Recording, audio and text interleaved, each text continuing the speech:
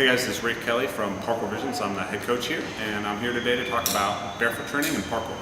The idea behind barefoot training is pretty simple. The human foot has been around for about 2 million years in its current configuration, but we've only had shoes for about 30,000 years. And for most of that 30,000 years, they just kept us warm. There was no structure, there was no heel, there was nothing that changed our biomechanics or supported our foot. So basically, evolution has designed our foot to operate shoeless.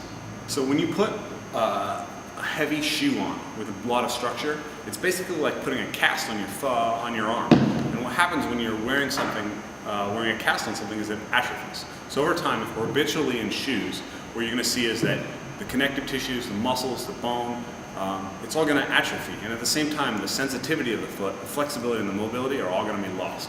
So it really changes the basic physical foundation of our body, which is our feet. It takes a long time to transition to training barefoot because you have to think of your foot as like someone who's been completely sedentary. It's completely untrained. So it's going to take a long time to rebuild the bone structure, to rebuild the connective tissue structure. So people say, it takes 6 weeks to see any sort of adaptation in the connective tissues.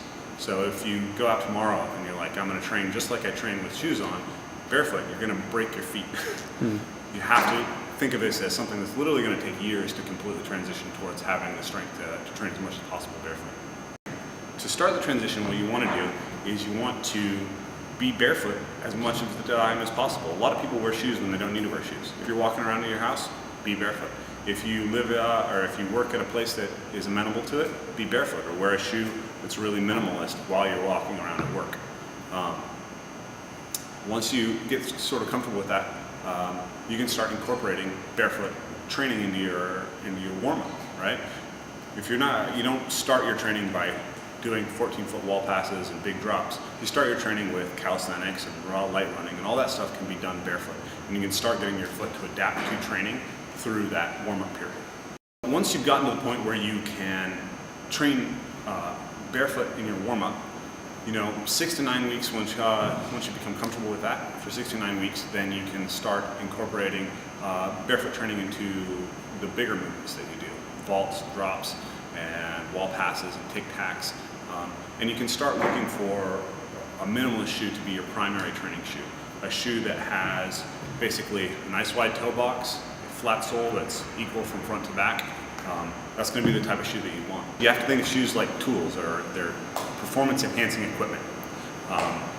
If you want to do the biggest jump to a nice hard surface, a shoe with some padding is going to help. Sometimes if you're training on stuff that's slick and bare feet, a shoe like a Vibram that has some rubber underneath it is going to be helpful. So it can definitely help you perform better to wear shoes, but in the long run, training as much as possible in a sort of barefoot way is going to make you a stronger, better athlete. What we're looking for in a minimalist shoe and a shoe that doesn't mess up our biomechanics is we want a shoe that doesn't have an elevated heel. So an elevated heel is going to change your biomechanics a lot. So we want a shoe that has it's the same height front to back. We want it to be super flexible. We want it to be grippy, obviously, for parkour. And we want it to have a nice wide toe box so that your toes aren't scrunched together, so they can exercise full mobility and move around properly.